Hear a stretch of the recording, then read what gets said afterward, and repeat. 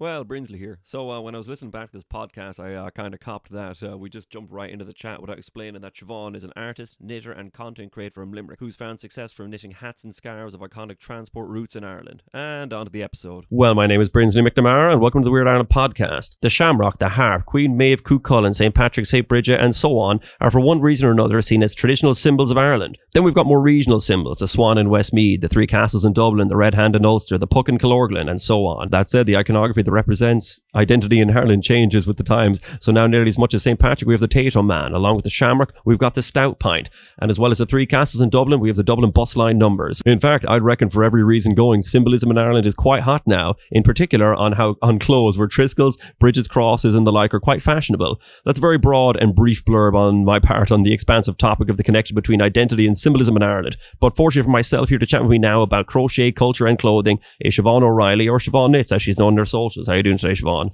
I'm good, thank you very much. How was that intro at all? Like, I mean, I know I messed it up a few times. I can say it again myself, but the synopsis or the theme makes sense. Yeah, no, definitely. Good stuff. Thank you. I may or probably will like do another. I don't know. I'll come back to it and see what it sounded like. Yeah. I'll ask the question. I think I asked it before we were going to start recording, but I'll ask it now for full clarification for myself and anyone listening. Is there just between knitting and crocheting? There is indeed. What is it? And what you're doing with the hats, is that one or the other? Yeah, so knitting and crochet are very different. They both use yarn, and they both use stitches. So knitting is like the two needles, and all of your stitches are on the needle. With crochet, it's a lot more freeform. So you have a hook, and you're kind of using the hook in your hand to make whatever you're making. So the stitches look quite different.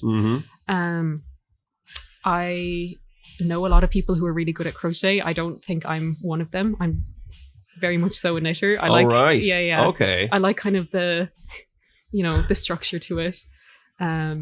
So my hats are knit.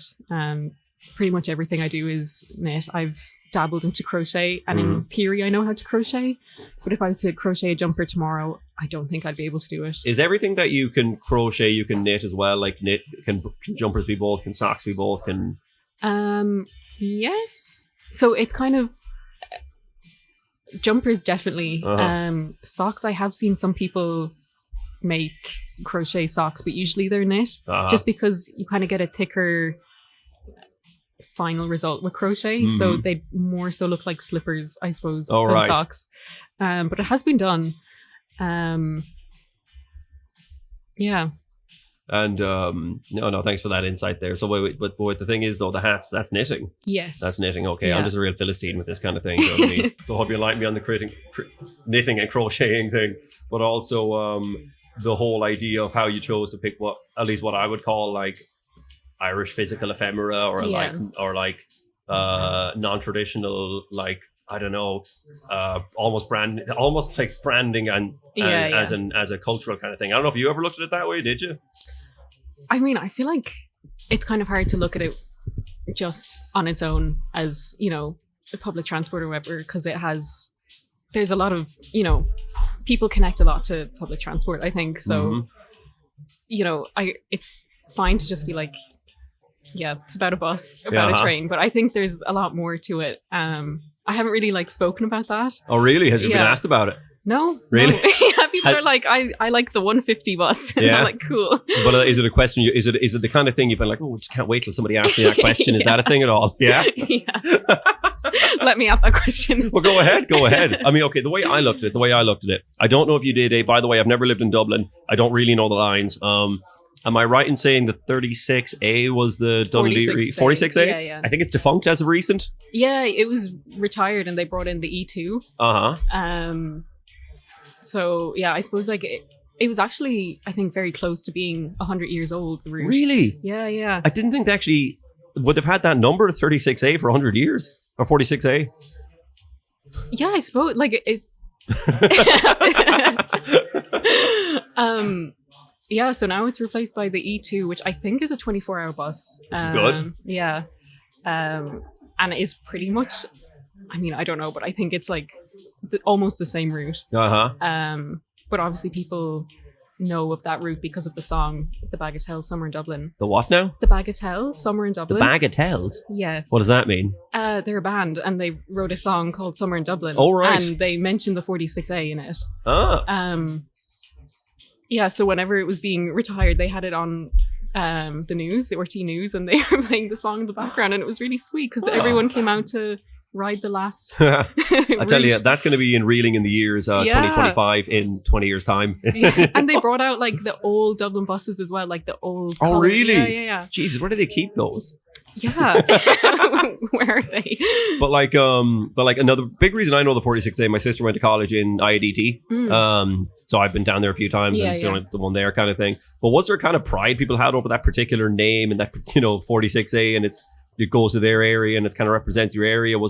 Is that why there was a kind of a loss when it was being retired? So a few people have sent me messages about it, and they've been talking about how they grew up on the route, or like their parents lived along the route and that was the bus that they get to work or whatever. So I don't know, it's interesting because I don't know if there are other bus routes that have that much connection to them. Yeah. So I suppose it just like is such a long route, like it spanned a lot of areas. So I think there were just a lot of people that were getting it. There's a lot of South Dublin pride too, in a way, I think too, Yeah. I don't know if it goes to Monkstown. I don't know where Monkstown is, but I know our friends from there, and they do like the place. Yeah, I suppose it's kind of the community that's built around the bus as well, like if it is something that stops in, every village along the way, you're going to see people that you know. And I think it's kind of the perfect place to just have those incidental meetings with people if they're commuting into the city or whatever. I remember one time, actually, it wasn't the 46A, but I was on a bus in Dublin. It was early in the morning and there was this older man sitting at the very front in front of the window, and this other man got on at one of the stops and sat beside him, and then they looked at each other and they realized that they had been friends when they were like teenagers and they just hadn't seen each other since. And it was just so nice to see that, and they spent the rest of the bus journey just catching up basically and talking about different people and things that have happened since. So I think it is kind of a mobile community, really. Yeah. I like the way you said community there, because there's a kind of a, I don't know if you've seen or kept up with it, but there's a little bit of a news story going on at the minute about the whole, I don't know if it's called Dewry Street or Drury Street in Dublin. Yeah. How it's, I don't know if it was like that 10 years ago, people sitting on the street there and drinking. I don't know. Yeah. I didn't live here 10 years ago, to be honest. But shop owners complaining that there's too much social drinking outside and this sort of thing, and it's affecting business and it's leaving a mess. And a lot of people are commenting back that there's nowhere to be, there's nowhere to have a sense of community, and like is even like pride in a public transport line something that people get all the day and see people. Is that a space for that these days too, or has it always been? I think it always has been. I suppose it's the idea of the third space, about having your home, your work, and then just another area to relax. And definitely nowadays there aren't a lot of places where you can kind of just exist and relax. I mean, here Crew is pretty much like, I would consider it my third place. Like it's just a chill place where you can be. And we have our knitting group on Tuesdays. Oh, really? You can see it on the board there. Pints and Purls. Crew meet up. Tuesdays is Pints and Purls. Wednesday is Drink and Draw. Thursday is, I can't read it. Yeah, so they have an Irish speaking circle. Oh, right. Kirkall something. Yes. What day are you on? Tuesdays. Yeah. Oh, Pints and Purls. So Purls is like a knitting term. Oh, right. Yeah. So you have your knits and your pearls. So the knit would be like, I suppose, like kind of, one goes like the front and one goes the back, if that makes sense. Yeah, makes sense. Yeah. So it was, Kat came up with the name. So she started it I think probably like 3 or 4 years ago now. All right. As just, a way to meet up with people and have just a nice, relaxed environment where people can craft. Do many people show up? Yeah. I mean, like it varies week to week. But yeah, there are a good few people, and there's like new people every week as well, which is nice. Groovy. Yeah.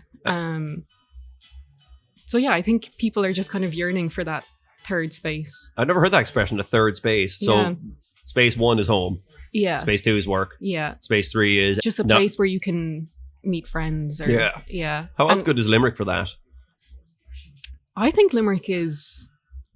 I think it's pretty good. I think it gets a bad reputation sometimes, but there's actually a lot going on. There's things going on in this place specifically, but there's also, you just kind of have to look for it. Mm-hmm. A lot of the bars and stuff around the city do have different nights. And there's actually an artist, her name is Tiffany from Fannyland. So she does like... Fannyland? Fannyland. That's the name of her thing. But she does like collage nights in Limerick. And they're just amazing. Like, I wouldn't consider myself very good at collage, and I don't think I would ever do it in my free time outside of that, but I absolutely love whenever they're on, because it's just, I think she's really good at hosting it and like instructing people, and no matter how bad your collage is, she will find something to compliment on it. And it's just nice. Yay. And you can go with your friends, but you also meet people, and it's just kind of meeting people over this like, shared activity. I started knitting during COVID, probably the first few weeks. So there was like this trend going around where people were making this cardigan that Harry Styles wore. And it looked quite easy. So I was like, might as well try it. So I picked up like really cheap needles and really cheap yarn. And my first creations were terrifying. They were not coherent at all. It was. Were you trying to make a jumper? Yeah. I was trying to make a square, just a square, a flat square. Yeah. Yeah. And it was not good. So I do think if people have the time and the patience and they want to learn, they can learn, if I was able to learn. But yeah, I suppose when everything was shut down for that while, you kind of had the time to just dedicate to learning something. So that's kind of what I chose. And then I eventually built up the courage to attempt a jumper. And then it kind of just went off from there. Yeah. It's just like a nice kind of way to unwind, I think. And of course, I've met so many people through it as well, so that's nice. And like, because naturally you make the transport link hats and that sort of thing. It's been scarves as well. I've made pretty much everything I think that you could knit. My goal was always, I told myself that if I could knit a pair of socks, I could knit anything. So I was actually on placement in Mayo in 2022, and I was like, this is when I attempt socks. And I made a very perfectly holy pair of socks. But yeah, so other than that, jumpers, cardigans. What kind of stuff? Because you've been selling stuff on your site kind of thing? For that, it's just the hats at the moment. I did a market during the summer, just with like the hats, scarves, bandanas, things like that. They sound like hotcakes though online, I'm pretty sure, no? Yeah, it's it's fun. Yeah. Do you manage to make many of them for a batch? It's hard because they, I had a conversation with one of my friends who like draws and makes collage and stickers like that. And we did the market together, and like they were saying that, it takes a lot of time to make the sketch for the sticker or whatever, but then you can kind of print an infinite amount of stickers. Whereas with the hat, what's a sticker in this context? Oh, like she sells stickers. Yeah. Okay. Yeah. But with the hat, it's kind of like you make the hat, you design the hat, you make it, and then you have to make it again, and then you make it again. So it does take a long time. And I think I underestimated how long it does take to make a batch of hats. So yeah, they're not mass produced at the moment by any stretch of the imagination. So yeah, they're quite limited. But the demand's not going away. It doesn't seem to be at the moment. But I suppose there was the Independent article and the Love in Dublin, so that's kind of really boosted things. Now, to be honest, I came upon you before those kinds of things. Oh, really? Yeah, I did. Yeah. Okay, an OG. Yeah. I don't know how, just TikTok, I guess. Yeah. So I posted that TikTok that I think it got like 100,000 views. Yeah, but that was really random because it was just one night. I was like, just going to post my hats again. And then it just like took off because I've been making these hats for a long time now. Yeah. And I love them. Like they were my children, But yeah, it just kind of took off a few weeks ago, really. I think it was February or March. And who's like, I mean, like, what do you think draws people to it, and then your particular ones? Yeah. Again, I think it's people really, a lot of people take public transport. I actually heard on the radio, I think it's like 1 million people per day. So I do think if you're going to work every day or if you're going to school or whatever, and you're getting the same bus route every day, you know, it does kind of become something that you just talk about. Like here in Limerick, if you're going like from the university to the city, it's a 304, and everyone knows the 304, you know. So I think it kind of makes sense why people like it, or if they have family members who are bus drivers or things like that. But I also think just like the whole idea of Irishness at the moment is very trendy. And there's a lot of really cool Irish brands making, you know, jumpers and just clothes in general that are inspired by just Irishness or Irish sports. There is very particular brands doing it, I'm pretty sure. Pelador. Yeah, that's the one. That's the one. Actually, their studio's in Limerick. Oh, right. Yeah. Is that an old brand or? I think it started a few years ago. Really, really cool stuff, I think, coming from them. And I think like they kind of perfectly encapsulate what you were just talking about there with the, you know, the Irish iconography and just Irishness. And I like it started with sports, soccer inspired jumpers for them. Oh, Lawcore. Yeah. But they've really like expanded into Irishness. So yeah, I think it's really, really trendy both in Ireland but also outside of Ireland, like for London. For Irish people who live abroad or for people who are Irish descendant or just anyone? I think mainly, you know, Irish people abroad, but I would also argue that it is kind of leaking into people who aren't Irish abroad as well.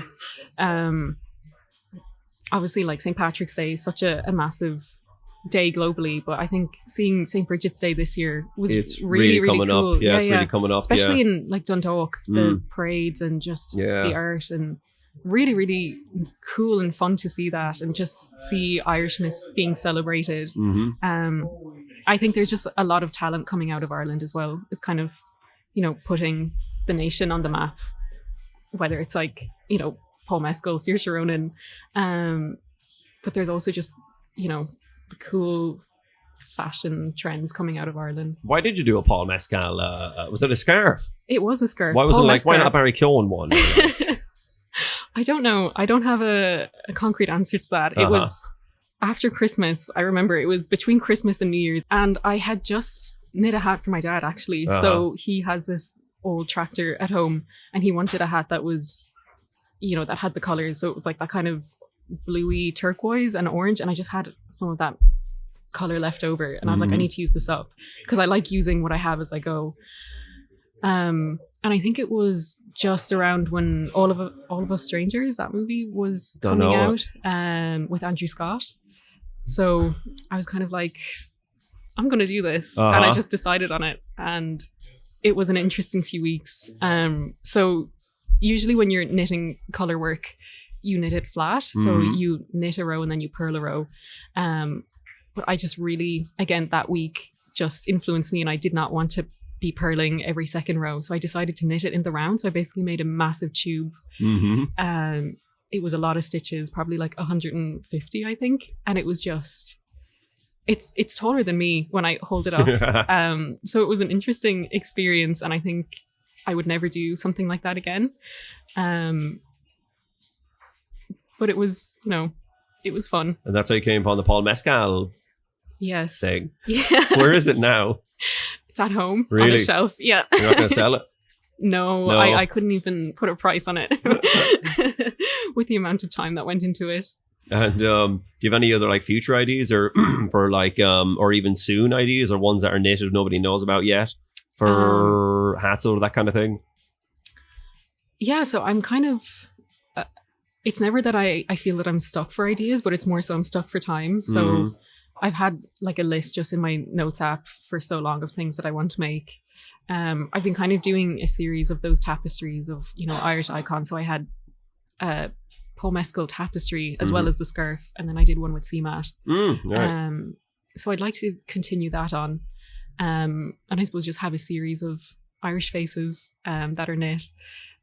With the transport, it's kind of tough to expand it out more because I feel like I've kind of hit on what exists.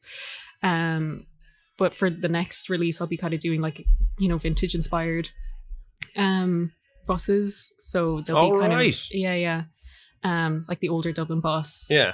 Things like that. Yeah, I also have some plans for just a few personal projects that I'd like to make as well. What kind of stuff like that?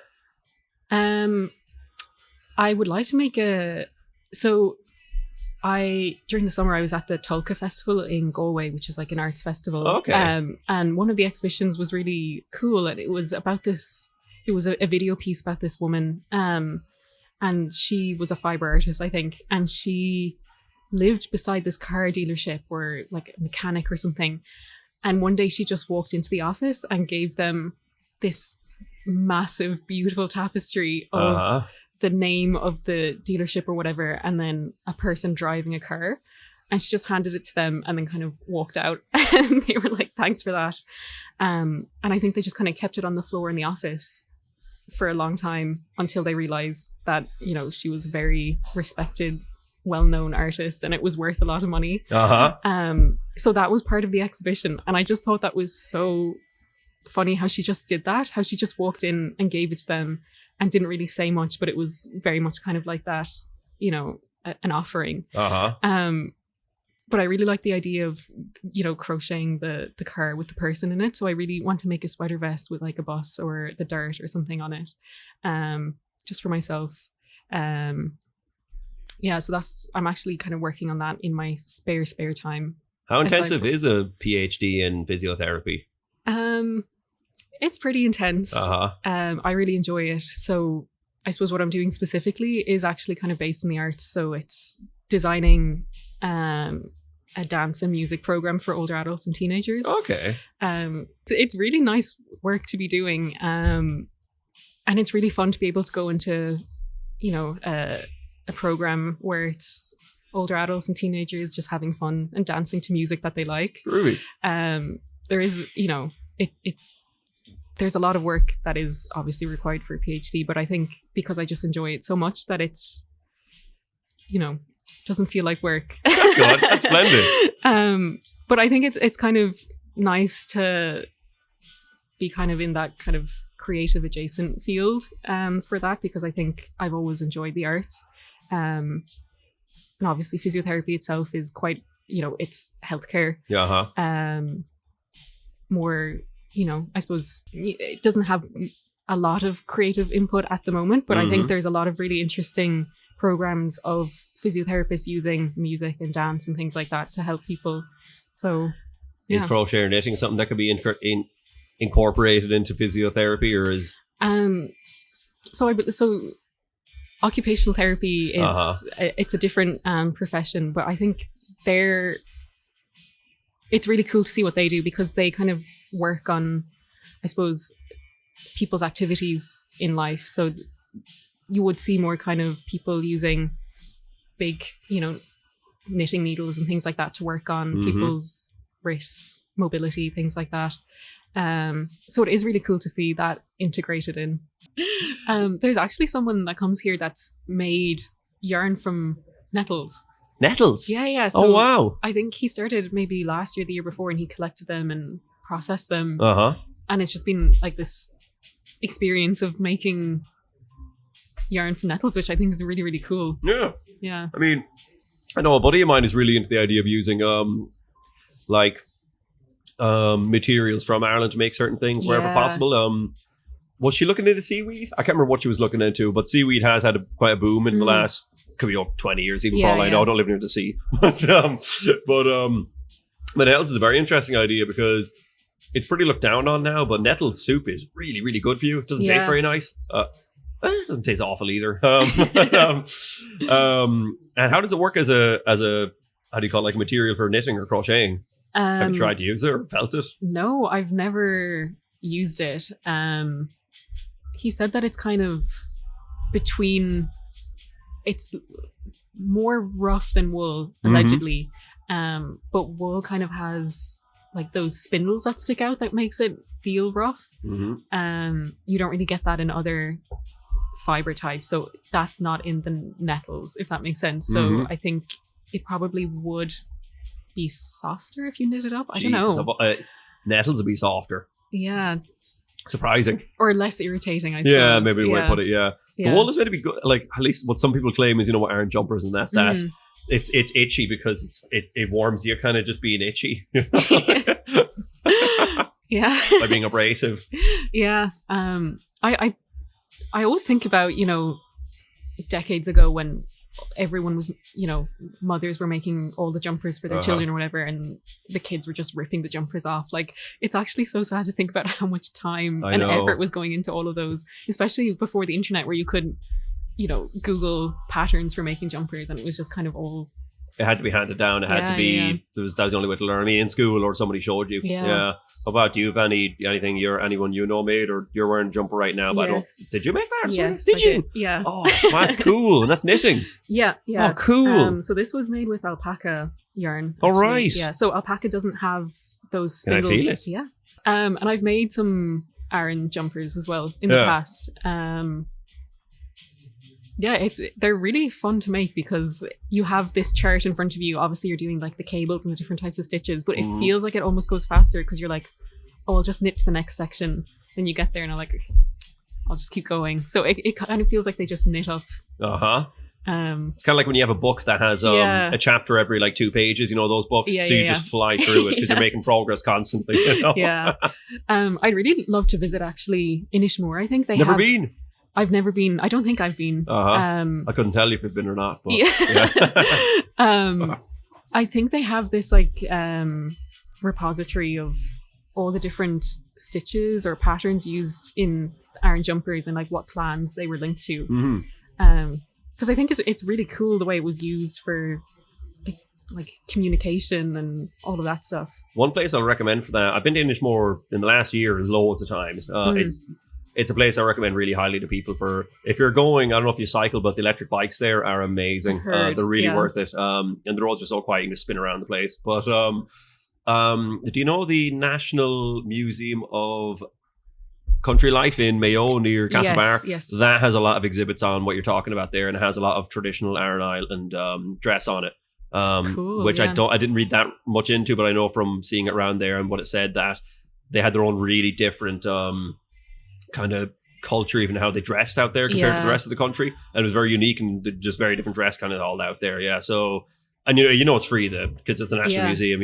So big tip. It's just cool in general. Definitely. For sure. You'll see that pumpkin or not pumpkin, pardon me, turnip. The turnip jack-o'-lantern that pops up every Halloween. That's there. That's where that's where it is. It's on display there. That's exactly. It's a real thing. It's in that museum. I said before, I was in Castlebar for a few months, and I always saw the signs for it, and I never went. Oh, it's really good. It's really worth it. Yeah. Oh. How's Castlebar? Interesting. Yeah. I think they actually have they did when I was there. They had this yarn shop / coffee shop / bookstore. So that's kind of where I hung out. I was only there for I think 3 months. For placement in college. Very different part of the world. It's nice to be out of a city. I think sometimes I think there's a lot of things to learn outside of cities. No, splendid. I mean, okay, one thing I'm going to ask you now, because here's a funny thing. Yesterday I was getting interviewed by a guy. We climbed Slieve Gullion in Armagh. He's doing a project. His name's Ronnie, and he's doing a project where he's climbing every county peak in Ireland and interviewing somebody while he's doing it. Yeah. So we did Armagh together, and he interviewed me. And one of the questions he asked me that I always ask people, apparently, is if you had to brag about something, what would you brag about? Oh wow, that's a big it's question. It's a good one. Yeah, I liked it. So Ron, thank you, Ronnie. I said I thank you for that question.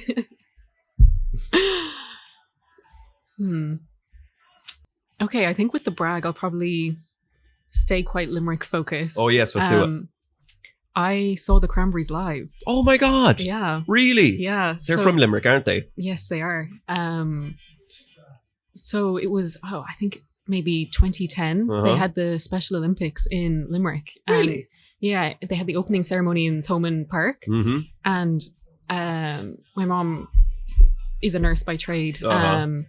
So she had tickets to it, and we went, and the Cranberries were playing, and I was very young at the time. 8. And I think, I wish I was, older and knew the significance of that. But yeah, I think that's probably my proudest achievement. Do you remember the gig much at all? I do. Because again, like my parents were like, the Cranberries are very important. Mm-hmm. I remember going to school and being like, yeah, I'm seeing the Cranberries. My friend was like, well, I prefer you too. And I was like, no. Yeah, I hope Limerick does more to, I suppose, show off the Cranberries. You know, like Liverpool is covered in the Beatles. Is there any murals to Dolores O'Riordan there? Surely, yeah. Actually, near King John's Castle, they have one on the wall of Dolores O'Riordan.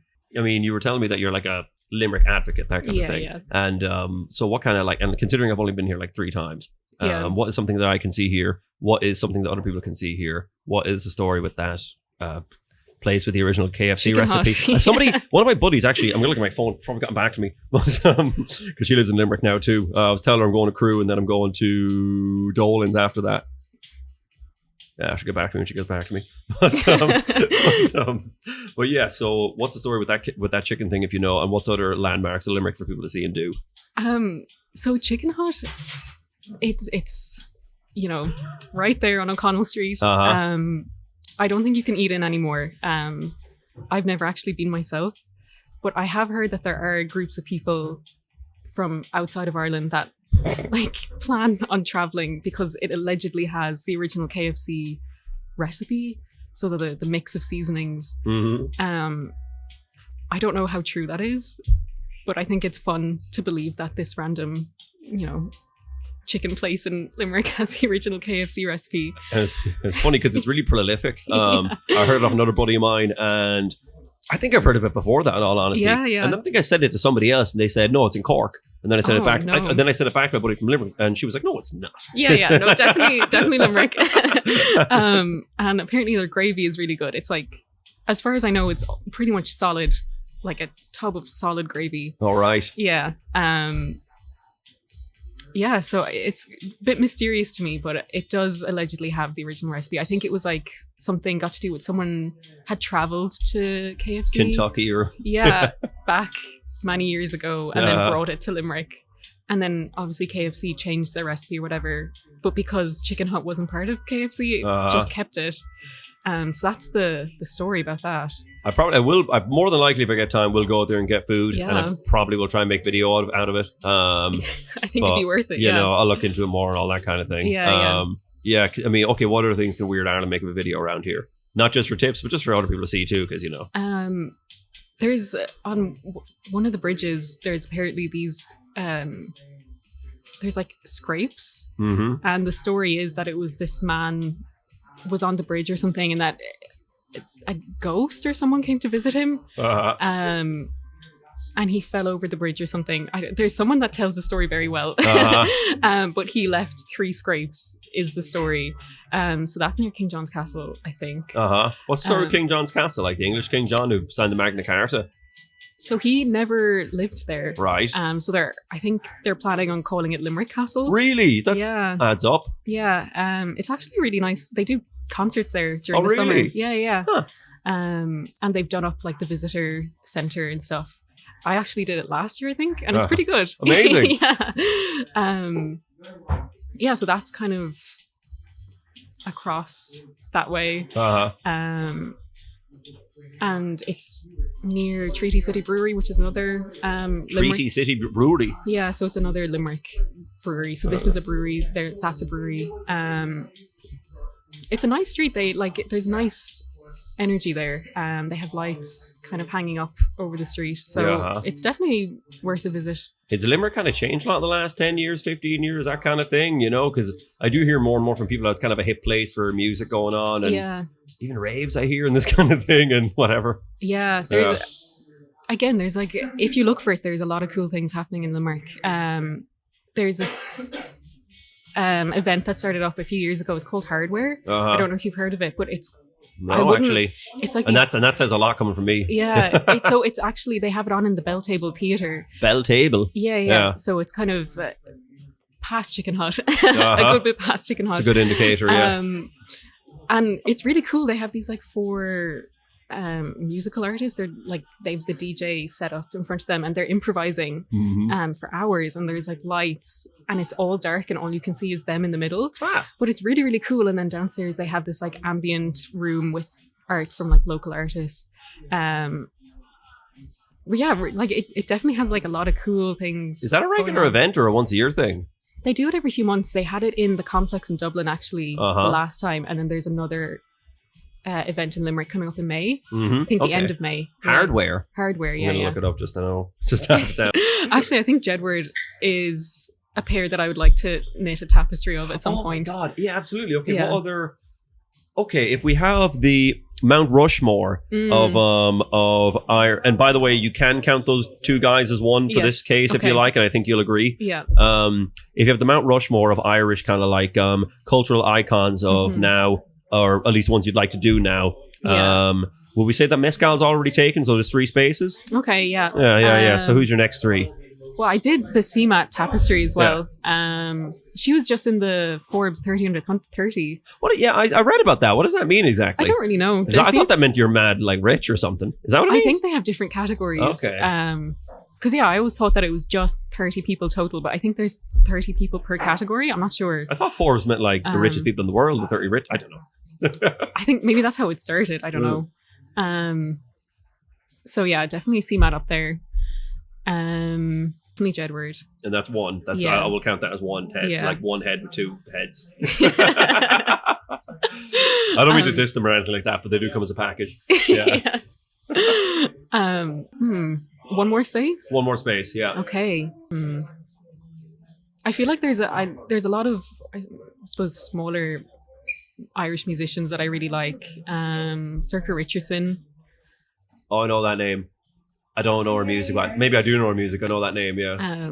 She mentions the dirt in one of her songs. So I suppose maybe we'll give it to her just for the dirt connection. Fair. Okay, Circa Richardson, Jedward, John and Edward, Paul Mescal, CMAT. Yeah. What's CMAT's real name? Kira? CMAT's gig in Fairview. At one point, she's from Dunboyne. Where's that? Oh, at Meath. Meath, yeah. But they have Dublin bus still. Yeah. But she just started like listing out bus routes. And she was like, shout out the 19. And I was like, oh my God, she would love Siobhsknits. She would, yeah. No, there'll be a way to get her attention. There will be a way to get her attention. Some TikTokers, that kind of thing, will do day whatever until I get X person's attention, and just do some kind of like, well, you can knit her face. I'll probably do it. I don't know, did Paul Mescal see his face? Nell Mescal commented on it. Huh? Nell Mescal, his sister. Oh, yeah. Commented on it, which was funny. That is very funny, yeah. You probably did see it, in which case. I don't know how you'd react if you were, going about your day and then someone just knit your face onto a scarf. I mean, honestly, I was contemplating the idea of asking you if for this interview you could knit like a Weird Ireland hat or something like that, beanie kind of thing. But I'm like, I won't, because I wouldn't wear it. Like, I don't wear it. Well, I would, if you made it, I would wear it. But I just don't really wear beanies very much. Yeah, me neither. Yeah, really? No? Yeah. No, I've never really worn beanies. But they're a fun and easy thing to knit. So. All right, look, Siobhan, I think we're going to wrap this podcast up.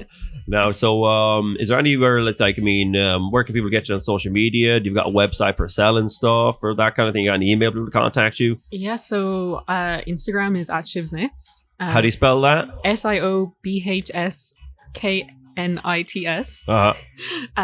Same everywhere. Siobhsknits on TikTok, and then the website is siobhsknits.com. I totally forgot this question. This is the one most defining question I had to ask you.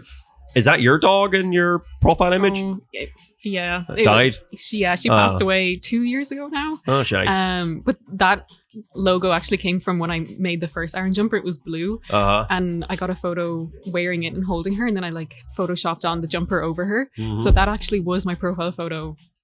Just my dog with a very badly photoshopped blue Iron Jumper on. So yeah, we've kind of... What was your dog's name? Lila. Yeah. Well, rest in peace, Lila. Yeah. Pour one out. And sorry to end on a dour note, but thanks for having the chat, Thank you Siobhan. so much. Yeah, and I want to thank you, the listener, for listening. if you want to support this podcast, why not think about giving us a rating? And if you want to support this podcast financially, why not think about buying me a coffee? The link is in the description. Thanks for listening, and see you somewhere else in the Weird Ireland podcast.